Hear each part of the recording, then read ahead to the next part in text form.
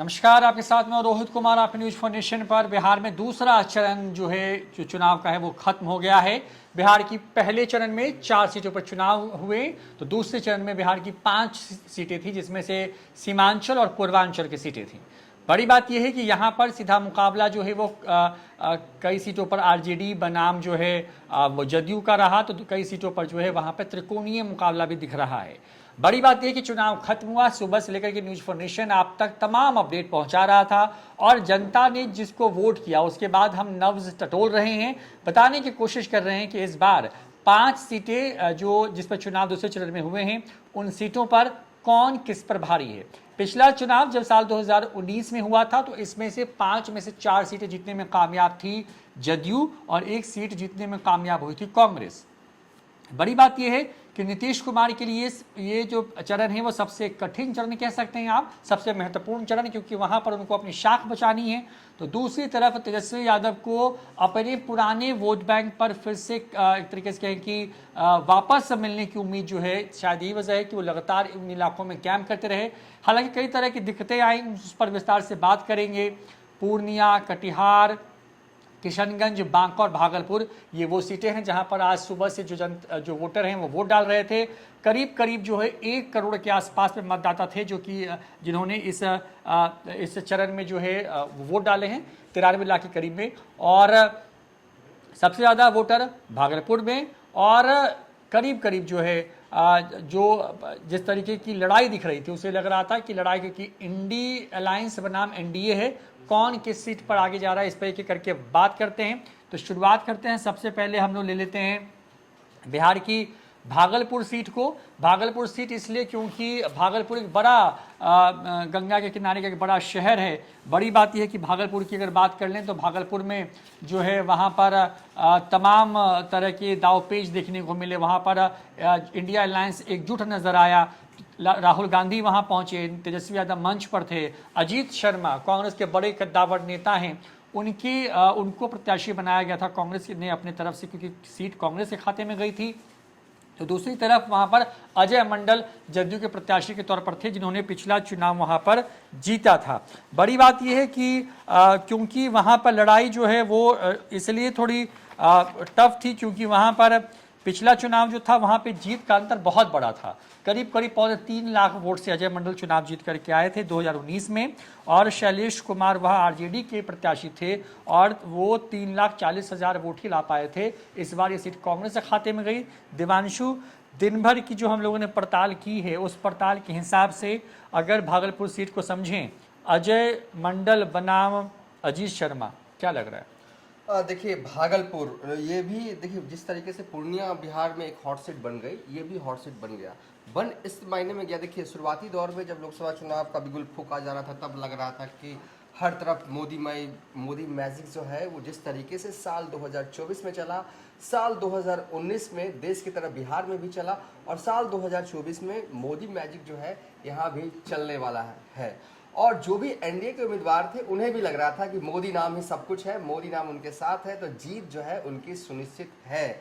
और इसी चक्कर में मैं तो कहूँगा कि ओवर कॉन्फिडेंट के चक्कर में एनडीए के कई उम्मीदवारों को ये ओवर कॉन्फिडेंट भारी पड़ता हुआ रोहित दिख रहा है। चलिए अब आते हैं, ये तो मैंने ओवरऑल बताया क्या दिक्कत जो है वो एनडीए के साथ हो रही है। एनडीए के साथ सबसे बड़ी दिक्कत ये हो रही है उम्मीदवारों के साथ, वो ओवर कॉन्फिडेंट मोदी नाम पे, मोदी के नाम पे। हाँ, लेकिन चुनाव में बहुत सारे फैक्टर होते हैं, तब आप जाकर चुनाव जीतते हैं। बहुत सारे छोटे समीकरण, बड़े समीकरण पूरा मिलाना पड़ता है, तब जाकर जीत होती है। भागलपुर ये भी एक अपने आप में हॉट सीट है, और इस मायने में हॉट सीट हो गई क्योंकि कांग्रेस को पहले तो ये महागठबंधन में कांग्रेस के खाते में ये सीट गई। अजीत शर्मा चाहते थे कि वो चुनाव लड़े, और उनकी चाहत पूरी हुई, कांग्रेस ने उन्हें टिकट दिया। विधायक रहे हैं लंबे वक्त से, वहाँ पर स्थानीय विधायक हैं, कारोबारी के तौर पर उनकी पहचान है। और सबसे बड़ी बात कि अजीत शर्मा मेहनती नेताओं में से एक है, खूब मेहनत करते हैं, ऑन ग्राउंड वर्क भी करते हैं, कई तरह के कारोबार से भी जुड़े हुए हैं। अजीत शर्मा जो लोग हैं उनको एक जाना पहचाना नाम, और हर वक्त खड़ा रहने वाला नाम। अब सवाल ये था कि दूसरे छोड़ जो उम्मीदवार थे भागलपुर में, वो थे अजय मंडल, जो कि जेडीयू के उम्मीदवार थे, पिछले दफा भी यही उम्मीदवार थे। तो इस बार लेकिन जो है वो अच्छा खासा जो है वो अजय मंडल को मिला है अजीत शर्मा के द्वारा। ये विजुअल्स देखिए थोड़ा, फिर बाद में हम बताएंगे कि भागलपुर में कौन जीत रहा है, अजीत शर्मा जीतेंगे कि अजय मंडल जीतेंगे। देखिए अजीत शर्मा जो है वो भागलपुर में अपनी बेटी नेहा शर्मा के साथ वोट डालने के लिए, बहुत ही खुशनुमा ये तस्वीर है। वोट डालने के बाद अजीत शर्मा बयान भी देते हैं, और हालांकि नेहा शर्मा भी जो है वो बातचीत करती हैं, न्यूज़ फोनेशन से भी उन्होंने बातचीत किया। अब बताते हैं भागलपुर में करंट सिनेरियो है क्या। जातीय समीकरण जल्दी में फिर से आपको बता दें, मोटे तौर पर हम ये जातीय समीकरण बता रहे, कुछ आगे पीछे हो सकता है। देखिए रोहित जी, भागलपुर का जातीय समीकरण कहता है कि ये जो इलाका है वो एम्बाई मतलब यादव मुस्लिम और गंगोता बहुल क्षेत्र माना जाता है। भागलपुर लोकसभा क्षेत्र 4 लाख जो है वो मुस्लिम है, यहाँ पर 3 लाख यादव है, भूमिहारों की संख्या 1,80,000 के करीब जो है यहाँ पर। मंडल या कहें जिसे दूसरे शब्दों में गंगोता, जिस समाज से बीमा भारती आती है, जिस समाज से अजय मंडल जो कि जेडीयू के उम्मीदवार हैं वो है गंगोता। इनकी आबादी भागलपुर लोकसभा क्षेत्र में 2 लाख है। कोयरी कुर्मी को जोड़ ले तो 3.5 लाख है। और भी कई जातियां हैं, लेकिन मुख्य तौर पर जो खेल बिगाड़ सकता है, जो खेल बना सकता है, वो यही जातियां हैं। देखिए आरजेडी या महागठबंधन की ताकत है एमवाई प्लस, इस बार डबल एम का साथ भी है, यानी कि मल्लाहों का वोट बैंक भी जो है वो जुड़ा है। कितना कन्वर्ट करवा पाते हैं ये अग्नि परीक्षा मुकेश सहनी के लिए भी है। और भागलपुर जो है वो आसपास नदियां बहुत हैं, तो वहाँ भी जो है निषाद समाज का वोट है। ठीक है, मजबूत दमदार फाइट जो है अजीत शर्मा की तरफ से दी गई। आपको याद होगा कि राहुल गांधी का पहला चुनावी दौरा बिहार में 2024 के मद्देनजर होता है, तो भागलपुर होता है। यहाँ लड़ाई जो है वो एक तरह से कह सकते हैं कि राहुल गांधी की बिग शो बनाम जेडीयू का माइक्रो जो है वो मैनेजमेंट। नीतीश कुमार ने यहाँ पर माइक्रो मैनेजमेंट करने की कोशिश की है। एकदम यहाँ पर उनका संगठन भी है, सम्राट चौधरी ने भी यहाँ पर सभाएं की, लेकिन एक मिजाज भागलपुर में पिछले 2 दशकों से सांसद रिपीट नहीं होते। इस हिसाब से अगर देखें तो अजीत शर्मा को एज है, लेकिन जो भी हो नतीजे जब आएंगे तब आएंगे। लेकिन कांटे की टक्कर जो है वो भागलपुर में देखने को मिली है। भागलपुर लोकसभा क्षेत्र में महागठबंधन के उम्मीदवार ने एनडीए के उम्मीदवार अजय मंडल को कांटे की टक्कर दी है। जो चुनाव के शुरुआती दौर में कहा जा रहा था ना कि बहुत ही मजबूत स्थिति में बिहार में एनडीए है, वैसी बात नहीं है। महागठबंधन ने जबरदस्त तरीके से कमबैक किया है। बिहार के कई सीटों पर ये देखने को मिल रहा है, और जबरदस्त टक्कर जो है वो अजीत शर्मा ने दी है। यहाँ से कोई भी जीत सकता है, कोई भी हार सकता है। रोहित, ये मेरा अभी तक का जो ओपिनियन ये देखिए, तो क्योंकि फाइनल टैली अभी आनी है देवांशु, और वहाँ पर जो है करीब 10% वोट बैंक का अंतर हो रहा है, वोटिंग परसेंटेज का अंतर हो रहा है, क्योंकि वो 6:30-7 बजे तक आएगा ये आंकड़ा।